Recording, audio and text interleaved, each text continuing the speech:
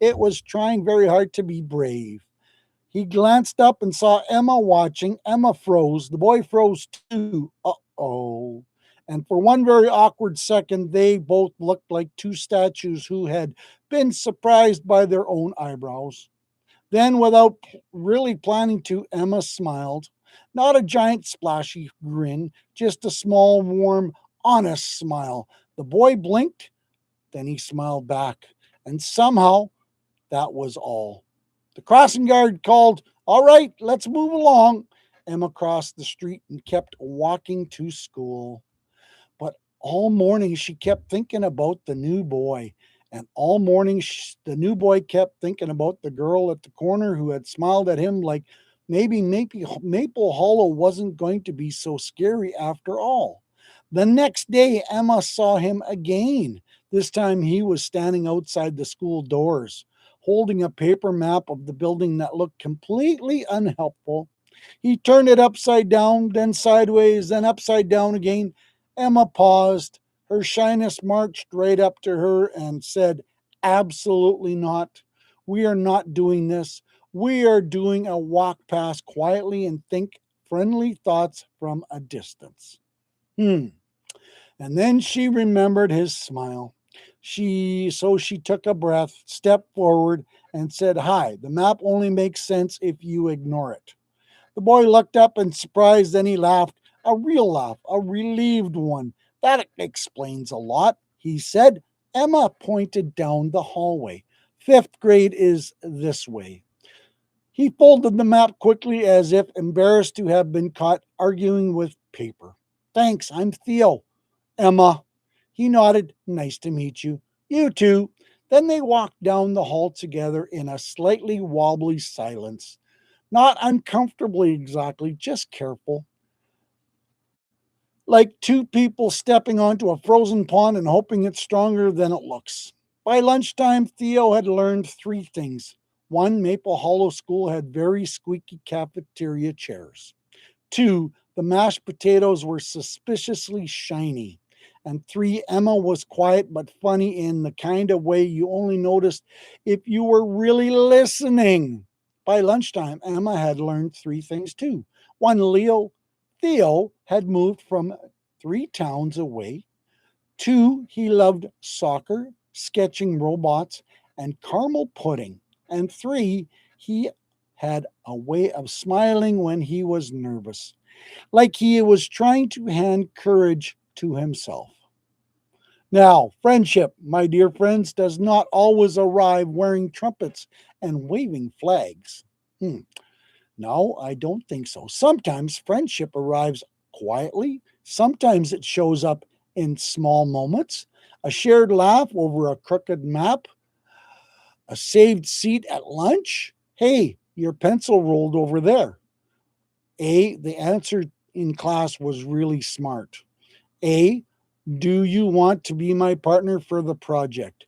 And so it went for Emma and Theo. They were not best friends overnight. No, no, no, no.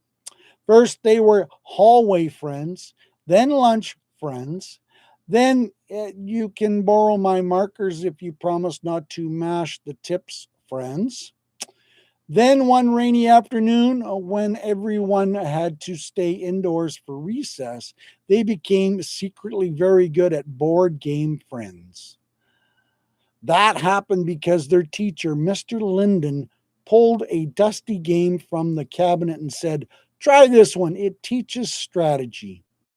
What is actually taught was that Theo was a very dramatic when he lost. "Oh no," Theo cried, flopping across the table. "Defeat, ruin, the kingdom has fallen." Emma laughed so hard milk nearly came out of her nose. Mr. Linden adjusted his glasses and said, "I can see this game was a mistake." But by the end of recess, Emma and Theo were laughing like they had known each other for much longer than a few days. Now, here is where our story takes a tiny turn because even warm beginnings can have chilly moments. A week later, the school announced the Maple Hollow Friendship Fair. Wow, big name. This was a yearly event where students walked in pairs or small groups to create a booth or activity about kindness, teamwork, and helping the community. There were posters, games, cookie decorating, say something nice station, and in one extremely memorial year, a booth run by second graders called Compliment Catapult, which had been very intentionally and too powerful. Mr. Linden clapped his hands and said, "Choose your partner wisely." Theo turned to Emma. Emma turned to Theo. And at the exact same moment, they both said, "Want to," then stopped, then laughed, then they said, "Partner up." And just like that, it was settled. They were due the friendship fair together. Now, Theo was full of ideas. "Let's build a giant kindness maze." Emma blinked. Out of what? "Cardboard. We have two poster boards and a glue stick." Theo nodded thoughtfully. "Fair point. What about a robot that hands out compliments?" Emma raised an eyebrow. "Can you build a robot?" Theo paused. "Emotionally, yes. Technically, unclear." Emma giggled. At first, at last, after much brainstorming, scribbling, erasing, in one argument over whether glitter was inspiring or a craft supply curse, they came up with a simple idea. They would create a booth called Start with a Smile. It would be it would have a big painted sign, careful cards with kind words on them, and a spinning wheel of friendship challenges like smile at someone new, say thank you, invite someone to play, help clean up, give a compliment, sit with someone who looks lonely. Geez, doesn't Santa already say this stuff every day? Wow. It was like they were reading my mind. Emma would make the artwork. Theo would build the wheel. "It's perfect," Theo said. Emma smiled. "It is." But then something happened that made Emma's stomach twist into a knot. At recess the next day, a few louder kids from another class passed their table while Emma and Theo were working. One boy glanced at the poster and snorted, "A smile booth? That's baby stuff." Another shrugged. "Yep, nobody's going to care about that." Theo's face changed at once. He tried to look like he didn't care, but Emma could see it. His shoulders got tight, his smile vanished. "They're wrong," Emma said quietly after the boys left. Theo poked the edge of the poster. "Maybe it's too simple." Emma frowned. "Simple doesn't mean silly." Theo sighed. "What if everyone thinks it's dumb?" Emma looked at the half finished sign. She looked at Theo. Then she said something she hadn't realized she believed in until it came out. "What if it matters anyway?" Wow. Theo blinked. Emma swallowed and went on. "I mean, the first time you smiled back at me, it mattered. You didn't know that. It didn't know that, but it did." Theo stared at her for a second. Then his expression softened. "You know," he said quietly, "that may be the smartest thing anyone has said about smiling." Emma grinned. "I try." And just like that, the project was back on. For the next few days, they worked hard. Emma painted cheerful suns and speech bubbles and smiling faces around the booth sign. Theo built the friendship wheel out of cardboard, a ruler, some brads, and what he called engineering optimism. At one point, the wheel spun so fast it flew off the stand and knocked over a cup of markers. Theo stared at it in horror. Emma stared at the rainbow puddle of markers. Then Theo said, "I have invented chaos." Emma laughed. "Good. Now invent a paper towel." They worked after school one day at Emma's kitchen table where her grandpa wandered by, looked at the sign, and said, "Now that is a good idea. A lot of important things start with a smile." Theo looked up. "Like what?" Grandpa leaned on the doorway and counted on his fingers. Friendships, forgiveness, courage, good customer service, sometimes pie. Sometimes pie? Okay. Emma nodded seriously, especially pie. By the night before the fair, the booth was ready, the sign was bright, the wheel worked. The challenge cards were stacked neatly, and Emma and Theo were proud. Still, Emma was nervous. What if no one comes to our booth? She asked. Theo shrugged, but not carelessly. Then we'll smile at each other and call it a strong opening. Emma laughed. The next day, the Friendship Fair filled the gym with noise and color. Booths lined the walls, students hurried around setting things up. Teachers smiled politely while also looking mildly overwhelmed. Theo adjusted the friendship wheel. Emma straightened the sign.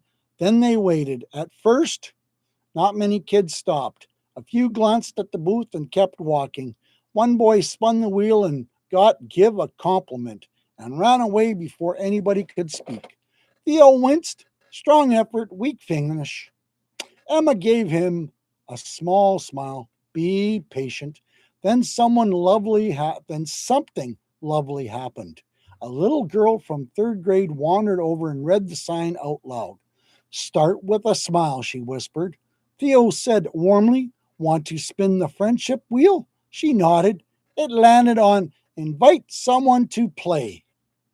The girl looked at the card for a second, then smiled and said, I can do that. She walked away and a few minutes later came back holding another girl's hand. We're doing the challenge together, she announced. And after that, more students came. A fifth grader spun, say thank you, and marched straight over to the custodian. Another landed on sit with someone new and looked thoughtful. A shy boy chose give a compliment, turned to Theo and blurted, your wheel is cool. Theo beamed, thank you, that means more than you know. Even the louder boys who had teased the booth earlier on came by. One of them spun the wheel and got help clean up. He looked horrified. Emma folded her arms. A challenge is a challenge. Theo nodded solemnly. The wheel has spoken. By the end of the fair, their booth was one of the busiest in the gym. Mr. Linden stopped by and looked around at the smiling students, an empty stack of challenge cards, and the line still waiting to spin. Well, he said, I'd say your idea was not too simple after all. Theo glanced at Emma. Emma glanced at Theo, and both of them smiled. At the closing assembly, the principal gave out ribbons for creativity, teamwork, and community spirit. Emma and Theo won the ribbon for most heartwarming booth. When they walked back to their table, Theo held up the ribbon and said, not bad for baby stuff. Emma nearly snorted laughing. That afternoon, as the sun turned gold over Maple Hollow, Emma and Theo walked home the long way, past the bakery and the library and the corner where they had first seen each other. Theo kicked a pebble gently down the sidewalk. You know, he said, if you hadn't smiled that first day, I probably wouldn't have thought everybody here was already had their own friends and didn't need one more. Emma looked down. If you hadn't smiled back, she said, I probably would have thought I'd be weird. Theo laughed. You? Weird? Emma gave him a look. I have named all my paintbrushes. Theo paused. That is actually very useful. We should know who's responsible. Emma grinned. Exactly. At the corner, they stopped. The same place, the same crossing sign, only now it felt different. Warmer somehow. Theo said, see you tomorrow. Emma smiled, definitely. And that, my dear friends, is how a friendship started. Not with fireworks, not with a giant speech, not with a perfect plan, but with a small smile. A brave little smile that said, hello, I see you. Maybe this could be something good. And it was. Ho, ho, ho. We have a moral of the story, as always, folks.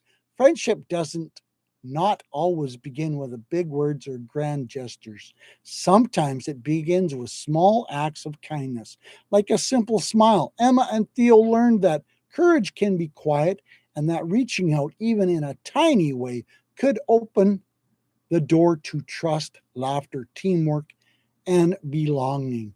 When we choose warmth over fear and kindness over hesitation, we make space for beautiful connections to grow. Wasn't that incredible, boys and girls, mums and dads? That was only story number one. Are you ready for story number two? Wow. The elf who made toys come alive. At the heart of the North Pole, where the snow sparkled like sugar and candy, canes grew as tall as trees, there was a bustling workshop filled with elves. Each elf had a special job: painting, stuffing, tinkering, or wrapping.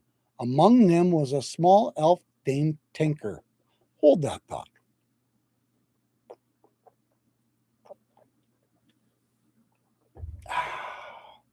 Tinker was unlike the other elves. While most elves worked on their tasks quickly and cheerfully, Tinker often got lost in his thoughts, imagining ways to make toys extra special. He loved inventing gadgets and adding little surprises to the toys he made. But Tinker had one big problem: he was clumsy. No matter how hard he tried, his inventions sometimes didn't work as planned. Once he tried to make a toy train blow real steam, but it sprayed glitter everywhere instead.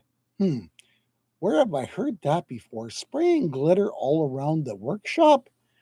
That sounds like a big mess. Another time, he created a jack in the box that sang carols, but it wouldn't stop singing for hours. Hmm, that could be interesting. The other elves liked Tinker, but often teased him. Stick to the basics, Tinker. They'd say, leave the fancy stuff for Santa's magic. One chilly December morning, Santa, me, called all the elves together. His twinkling eyes were serious as he spoke. This Christmas, I have a very special request, I said. There's a town far away called Hollyville where many children have been feeling lonely. They've written to me asking for toys that could be their friends. The elves murmured excitedly. Santa smiled. That would be me. I want you guys to think very seriously, he said. I want to send toys so special that they bring extra joy to these children. Who among them would take on this task? Tinker's hand shot up before he even thought about it. I will, Santa, he said eagerly. I smiled, grew wider. Wonderful, Tinker. I trust you'll do your best. Tinker's heart swelled with pride, but as he looked at the curious faces of the other elves, he felt a twinge of doubt. Could he really create toys that were extra special? What makes a toy extra special? That night, Tinker worked in his little corner of the workshop. He thought about the lonely children in Hollyville and how much they needed a friend. If only the toys could come alive, he whispered, then he could truly be there for the children.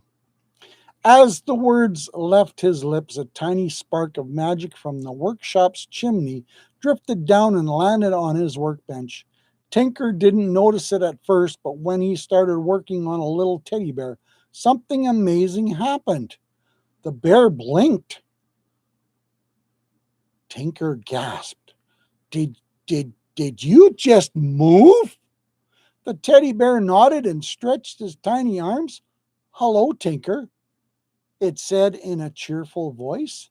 Tinker couldn't believe it. It worked. You're alive. Excited by his success, Tinker began creating more toys.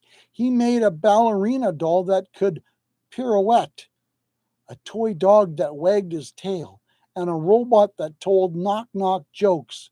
Each toy came to life thanks to the mysterious spark of magic that seemed to follow Tinker's touch. Soon word spread around the workshop, and the other elves gathered to watch Tinker's creations. Wow, Tinker, you are amazing, said one elf. This is the most magical thing I have ever seen, said another one. For the first time, Tinker felt truly appreciated, but he also felt nervous. What if something goes wrong, he thought. On Christmas Eve, Santa loaded the magical toys onto his sleigh. Tinker climbed aboard, his heart racing with excitement and worry. You've done something truly special, Tinker said. No, Tinker, Santa said. Said as they soared into the starry sky. These toys will bring more than joy, they'll bring hope. When they arrived at Hollyville, I, Santa Papa John, and Tinker quietly placed the toys under the Christmas trees of the children who needed them most. As they finished their deliveries, I turned to Tinker and said, Would you like to see the magic unfold? Santa asked. Tinker nodded eagerly. Early the next morning, Tinker and I peeked through a frosty window as a little boy named Henry woke up. Henry had been feeling lonely since his family moved to Hollyville, and his letter to me, Santa, had tugged at Tinker's heart. When Henry opened up his gift, he found the teddy bear Tinker had made. As he hugged it, the bear came to life. Hi, Henry, said the bear. I'm your new best friend. Henry's eyes lit right up. You can talk. You're alive. The bear nodded. I'm here to play with you, keep you company, and make you smile. Henry laughed at the first time in weeks. Thank you, Santa, he shouted, hugging the bear tightly. Similar scenes played out all over Hollyville. Dolls danced, toy trains whistled, and little robots cracked jokes. The town, once quiet and lonely, came alive with laughter and joy.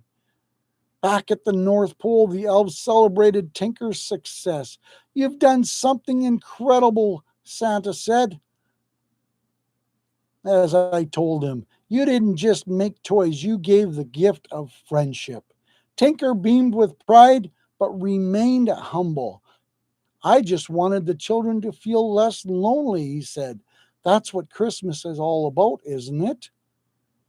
I, Santa Papa John, nodded. Indeed, Tinker, Christmas is about bringing light to others, especially when they need it most. From that day on, Tinker became known as the elf with the golden touch. And every Christmas, he created toys that were not just magical, but also filled the love and kindness. The toys Tinker made were a reminder that even the smallest act of care can brighten someone's life. And the lesson for everyone, young and old, was simple. The best gifts aren't the biggest or the fanciest, they're the ones made with love. Wow! Wasn't that awesome, boys and girls, mums and dads? Check that out. Woo! Let's see.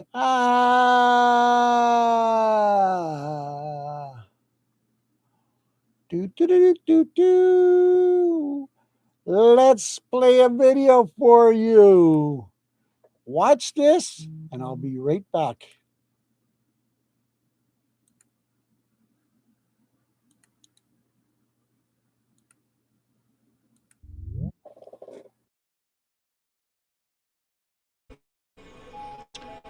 Ho, ho, ho, ladies and gentlemen, Santa Papa John coming at you with an FYI.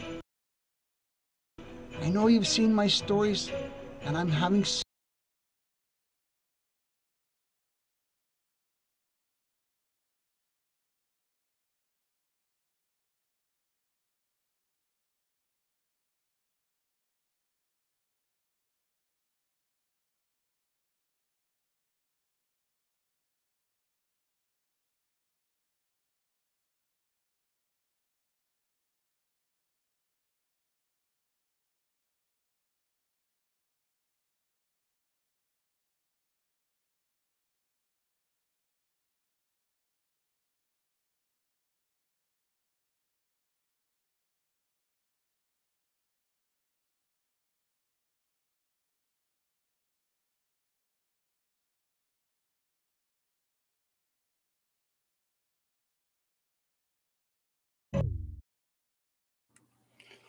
Wasn't that an amazing idea, ladies and gentlemen? Yes, I create custom stories and I also do t shirts. Yesterday, I put a post up for a brand new t shirt from one of my life lessons. I'll put the link in after the story is over so you can buy your own t shirt to show that you care and you want to be part of Santa's family, supporting Santa with his life lessons. So, story number 3, folks. It's a doozy, it's a long one. The horse who believed in herself. Ho, ho, ho! Come gather around, my wonderful friends. Pull your blankets up nice and cozy, wiggle your toes, and settle into your favorite chair. Tonight, we're visiting a beautiful farm where the grass is greener than emeralds. The sunset paint the sky with golden colors, and one very special horse is about to discover something that will change her life forever. This isn't just a story about horses, it's a story about believing, oh, in yourself. It's about discovering that every one of us has a special gift, even if we can't see it yet. Are you ready? Wonderful. Let's go. On the edge of a peaceful valley surrounded by rolling green hills stood Sunshine Meadow Farm. It was one of the happiest places anyone could imagine. Morning sunshine warmed the fields. Wildflowers danced whenever the breeze passed by. Butterflies floated from blossom to blossom like tiny, colorful kites. Birds sang cheerful songs before breakfast, although Farmer Gracie always joked when they were simply reminding everyone that worms were available. The farm was filled with happy animals. They were fluffy sheep, curious goats, no new lips, trying them out, nosy chickens, busy ducks, playful rabbits, a sleepy old donkey named Benjamin, and 6 magnificent horses. Every horse was known for something special. Thunder could race across the field faster than the wind. Star could leap over fences so gracefully that children often clapped before she even landed. Willow's silver coat shimmered in the sunlight like moonlight dancing across the lake. Daisy made everyone laugh because she tried hopping like a rabbit every single morning. No one had the heart to tell horses usually didn't hop. Then there was Clover. Clover had warm brown eyes, a soft chestnut coat, a silky mane that fluttered beautifully in the breeze, and the gentlest heart anyone had ever known. She smiled at every animal, shared hay with everyone who forgot breakfast, and somehow always knew exactly when another animal needed to a friend. But there was something Clover couldn't see. She didn't believe she was special. Whenever visitors came to Sunshine Meadow Farm, they admired the other horses. Look how fast Thunder runs. Did you see Star jump? Willow is absolutely gorgeous. I wish my horse could run like Daisy. Clover simply smiled politely, then quietly looked down at the grass. Nobody ever says, "Look at Clover." One beautiful morning, Farmer Gracie opened the stable doors. "Good morning, everyone." The horses neighed happily. Breakfast arrived in large wooden buckets filled with fresh oats, apples, carrots, and sweet hay. Thunder finished eating first, as usual. He announced proudly. Star laughed. "You race your breakfast?" "I might." Willow admired herself in the shiny water bucket. "My mane looks wonderful today." Daisy attempted another tiny hop. "I almost looked like a rabbit." Benjamin, the old donkey, chuckled from nearby. "I think the rabbits would like to disagree." Everyone laughed, even Daisy. Clover smiled as she watched her friends. Farmer Gracie gently scratched behind Clover's ears. "You always make everybody feel welcome." "Thank you," Clover said softly, but inside she sighed. "I wish I were known for something exciting." Benjamin's long ears twitched. He had heard every word. Benjamin had lived on Sunshine Meadow Farmer longer than anyone could remember. He wasn't fast, he wasn't flashy, but he was wise Animals often visited him when they needed advice. Benjamin slowly walked beside Clover. You seem thoughtful. I am. Worry a little. Tell me, Clover looked towards the distant hills. I don't think I'm remarkable. Benjamin smiled kindly. Oh, I don't race like thunder. No. I don't jump like Star. No. I don't sparkle like Willow. Nope. I'm just, she hesitated, ordinary.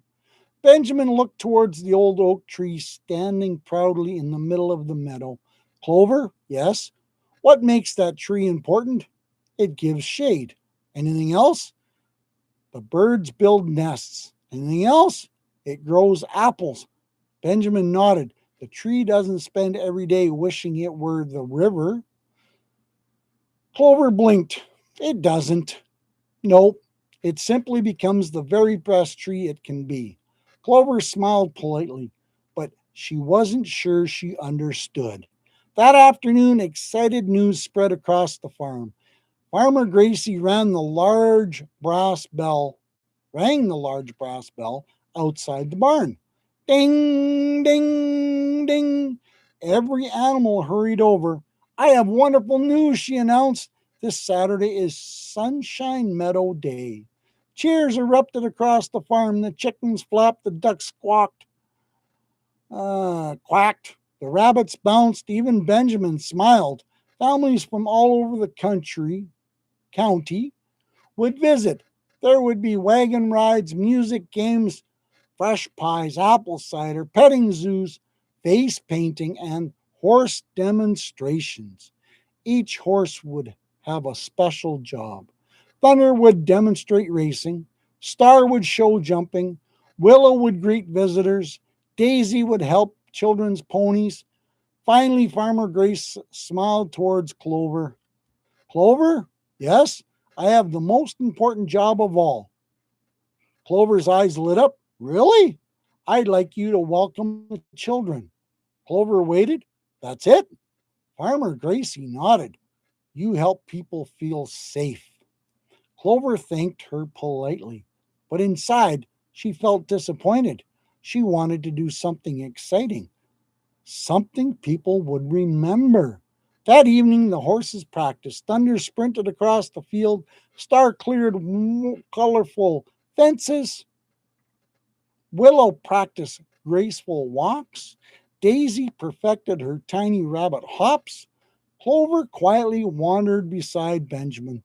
I wish I had a bigger talent. Benjamin smiled. My dear Clover, yes. Have you ever noticed the sun? Clover laughed. Of course. Does it shout? No. Does it race? No. Does it sparkle louder than anyone else? Clover smiled. No. Benjamin looked towards the setting sun. It simply shines. Clover thought quietly. Benjamin continued, the world needs runners. She nodded. It needs jumpers. It needs, she nodded again, but also needs gentle hearts. Clover looked at him. You think that's enough? Benjamin smiled warmly. I think one day you'll discover it's more than enough. The next few days flew by. Colorful banners appeared around the farm. Fresh flowers decorated the fences. Children's games were painted onto the grass. The smell of fresh pie drifted through the air. Everyone worked together preparing for the celebration. As Friday evening arrived, Sunshine Meadow Farm looked more beautiful than ever. The stars sparkled overhead, lanterns glowed softly beneath the barn. Everything was ready. Everyone felt excited. Everyone, well, except Clover. She stood quietly beneath the old oak tree, watching the moon rise above the valley. I hope tomorrow, she whispered, I discover what makes me special. Little did Clover know tomorrow would become the day that changed her life forever. The sun peeked out over the hills that next morning, painting the sky with streaks of gold, pink, and soft orange. It was Sunshine Meadow Day. Farmer Gracie had already humming as she decorated the entrance with colorful flowers and chill frill ribbons. The smell of warm cinnamon rolls, Fresh apple pie, buttery popcorn, and sweet lemonade drifted across the farm. Long before long, cars began rolling into the parking meadow. Families climbed out with excited smiles. Children skipped down a walking path. Some wore cowboy hats. Some carried stuffed animals. One little boy even wore boots that squeaked every single step. Squeak, squeak, squeak. His sister giggled. I can hear you coming from 3 farms away. Soon the farm buzzed with excitement. Music played, laughter echoed across the fields. The chickens proudly showed off their fluffy chicks. The goats entertained everybody by trying to nibble hats instead of grass. One goat accidentally stole Farmer Gracie's gardening glove and proudly marched around as if he had discovered buried treasure. Even Benjamin laughed. I always said goats believe everything belongs to them. Meanwhile, the horses prepared for their demonstrations. Thunder raced across the field so quickly that children gasped. Wow, he is as fast as lightning. Star leaped gracefully over 2 colorful fences decorated with flowers. The crowd applauded. Willow posed patiently for photographs while little children brushed her beautiful silver mane. Daisy gave gentle pony rides, although she still attempted tiny rabbit hops whenever nobody was looking. Finally, it was Clover's turn. Farmer Gracie smiled warmly. Clover, would you welcome our guests? Clover nodded. She walked over to the entrance where several children stood quietly beside their parents. One little girl hid behind her father's leg. Another little boy folded his arms tightly. I don't know, he whispered. They're awfully big. Clover slowly lowered his head. She didn't rush, she didn't pull, she simply stood there, patient, quiet, kind. The little girl peeked around her father's legs. Clover blinked gently, then gave the tiniest friendly snort. Puff! The little girl giggled. She smiled. Her father laughed. I think she likes you. Slowly, very slowly, the little girl reached out one tiny little hand. She gently touched Clover's nose. Oh, it's soft. Clover carefully nudged her shoulder. The little girl burst into laughter. Within minutes, she was brushing Clover's mane. Another little boy stepped forward. I've never touched a horse before. Clover patiently waited again. Soon he was smiling too. One by one, children who had been nervous became excited. Parents noticed. Farmer Gracie noticed. Benjamin noticed. Even Thunder paused his practice to watch. Benjamin smiled quietly. There it is. Thunder looked puzzled. What? Clover's gift. As the morning continued, something surprising happened. Instead of lining up for the races and jumping demonstrations, children began forming a line to meet Clover. Some wanted to pet her, some wanted to brush her mane, some simply wanted to stand beside her because she made them feel brave. A mother smiled as her daughter hugged Clover's neck. This is the first animal she's ever touched. Nearby, another father said, my son has been afraid of horses ever since he watched one gallop across the field. He looked at Clover. Today he isn't afraid anymore. Clover's heart felt warmer than the sunshine. Maybe, just maybe, Benjamin had been right. And just after lunch, an unexpected problem appeared. Not a dangerous one, just the kind of little adventure that sometimes happens on busy family days. A young foal named Buttercup had been playing near the apple orchard. Buttercup was curious about everything: butterflies, birds, clouds, anything colorful. While chasing a bright yellow butterfly, Buttercup wandered further than she realized. When she looked up, she realized she couldn't see other horses anymore. The orchard suddenly seemed much bigger. Buttercup's little ears drooped. She whispered, I think I'm lost. Back near the picnic area, Farmer Gracie noticed Buttercup was missing. She calmly gathered everyone. Let's spread out. No running, no shouting. We'll find her together. Visitors happily volunteered.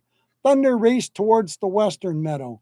She searched beside the pond. Willow checked the flower gardens. Benjamin slowly walked towards the orchard. Clover quickly followed. She didn't rush. Instead, she stopped, closed her ears, and listened. The breeze rustled softly through the apple trees. Birds chirped, leaves fluttered, and then, very faintly, she heard a tiny whinny. This way, Benjamin smiled. I knew you'd hear it. Clover walked carefully through the orchard. She wasn't worried. She remembered how frightened the children had been earlier. She knew frightened hearts didn't need loud voices, they needed calm ones. Soon she spotted Buttercup standing beneath a large apple tree. The little foal looked ready to cry.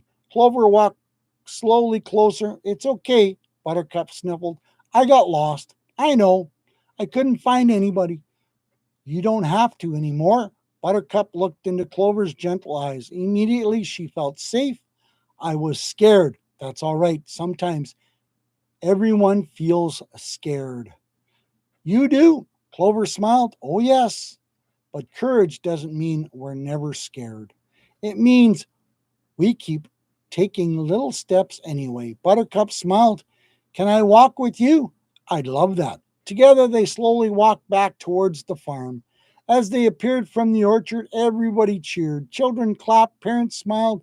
Farmer Gracie hugged Buttercup gently.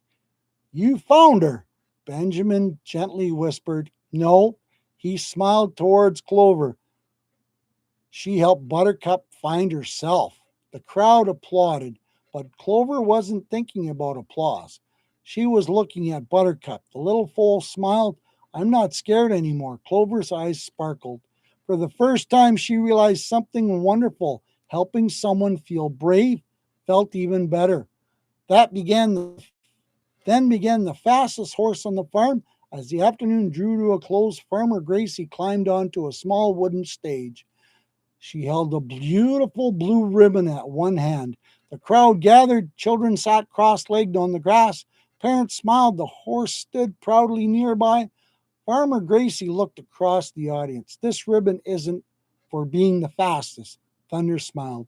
It isn't for jumping the highest. Star nodded. It isn't for having the prettiest mane. Willow laughed softly. This ribbon is awarded to the animal who made the biggest difference today. She paused, then smiled directly at Clover. Clover, the gentle horse, blinked in surprise. This ribbon belongs to you. The entire farm erupted into applause. Children cheered louder than ever before. Buttercup trotted happily in circles. Benjamin closed his eyes and smiled. I believe, he whispered. She's finally beginning to believe in herself. The applause continued long after Farmer Gracie placed the blue ribbon around Clover's neck. The ribbon shimmered in the afternoon sunshine as the gentle breeze carried the sweet scent of fresh cut hay across Sunshine Meadow Farm. Clover stood quietly. She wasn't sure what to say. She had never imagined anyone would be cheering for her. Thunder stepped forward. You earned it. Star smiled warmly. I've spent years trying to impress people with how high I can jump. She looked at Clover. You impressed everyone simply by being yourself. Willow nodded. I think that's even harder. Benjamin's eyes twinkled. The greatest gifts usually are. As the applause slowly faded, something unexpected happened. The children didn't hurry towards the ice cream stand. They didn't run to the playground. They didn't ask to watch another horse race. Instead, they walked towards Clover. One by one, the little girl wearing bright yellow rain boots smiled shyly. I made something for you. She reached into her pocket and carefully unfolded a tiny paper flower that she had folded herself. I know horses don't usually wear flowers, she giggled, but I thought maybe you'd like one. Farmer Gracie gently tucked the flower behind Clover's halter. That looks beautiful. Clover softly nuzzled the little girl's shoulder. The little girl hugged Clover's neck. My favorite horse isn't the fastest, it's you.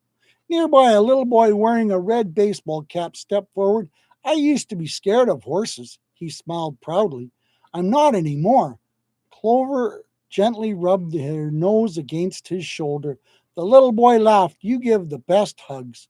Benjamin quietly whispered to Thunder, do you notice something? Thunder looked around.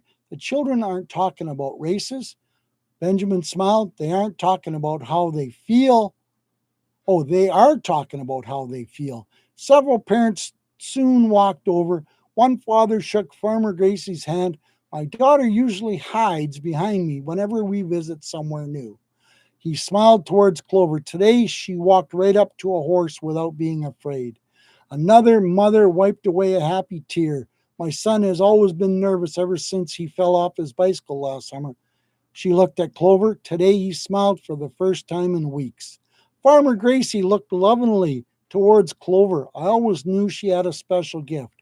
On the afternoons, as this afternoon slowly came to an end, families packed picnic baskets and folded lawn chairs. Children waved from car windows, bye, Clover, see you next year, we love you. One tiny voice shouted, thank you for helping me be brave. Clover watched every car disappear down the county road. Her heart felt fuller than ever before. Benjamin slowly walked over, carrying two shiny apples balanced carefully on his back. Celebration snack, Clover laughed. I think that's a wonderful idea. They stood beneath the old oak tree, watching the sunset paint the sky with brilliant shades of pink, orange, and purple.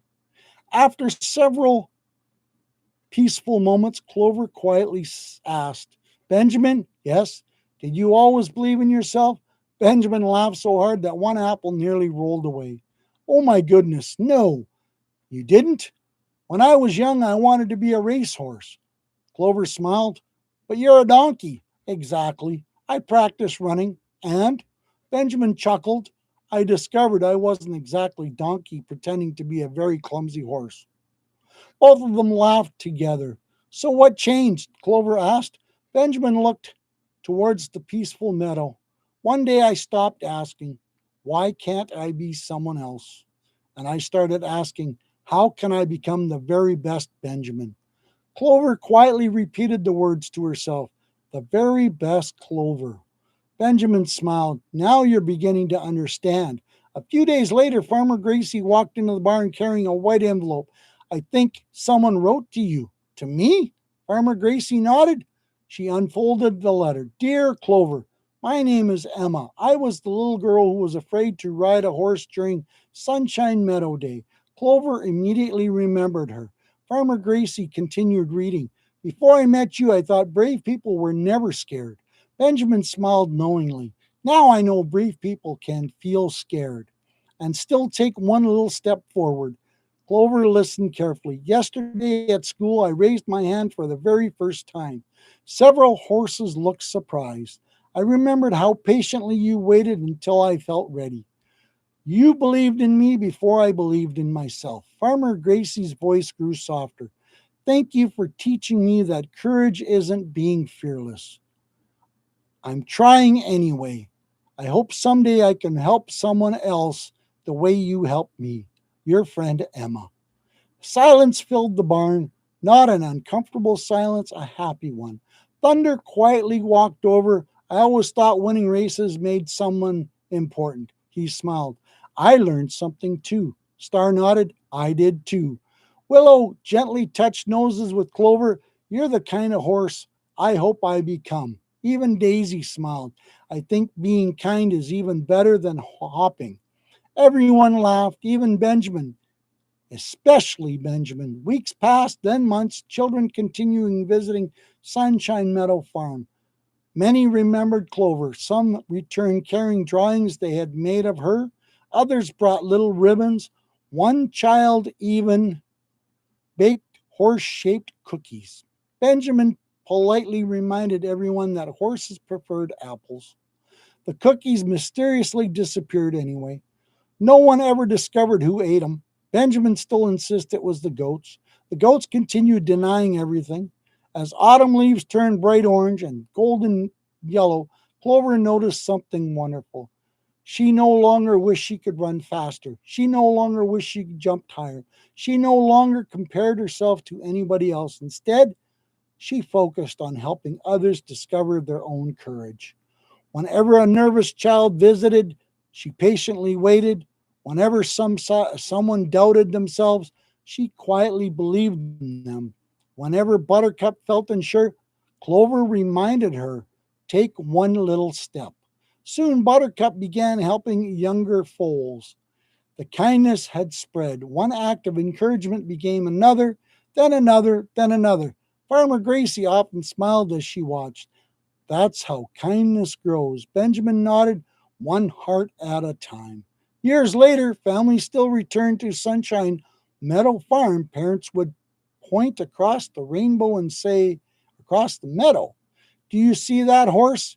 Their child would nod. That's Clover, the horse who helped me believe in myself when I was your age. Some children became teachers, some became doctors, some became artists, and some became veterinarians. Some simply became wonderful, kind people. Many of them said the very same thing. I learned that courage from Clover. One quiet evening, as the stars twinkled above Sunshine Meadow Farm, Clover stood beneath the old oak tree once again. Benjamin joined her. You've become exactly who you were meant to be. Clover smiled. I finally understand. What? I spent so much time wishing I could become someone else.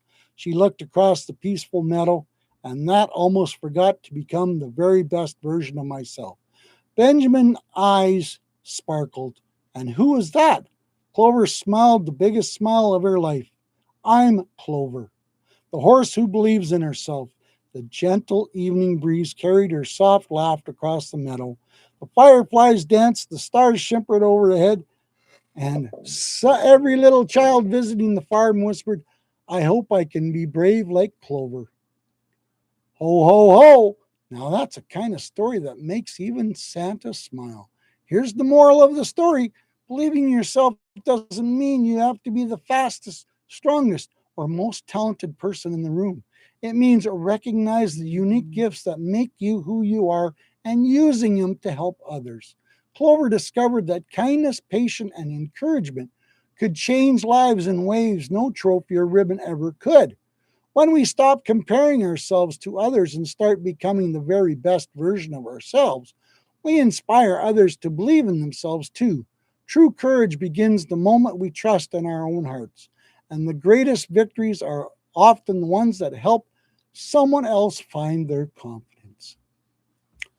Wow, boys and girls, mom and dad, that was truly an amazing story, wasn't it? I hope you liked it. And if you did, share this with all your family and friends. I want to see you back here and all your friends again next week. I do this every Wednesday night, folks. Santa Papa John loves you. And thank you for coming to Storytime by Santa. Ho, ho, ho!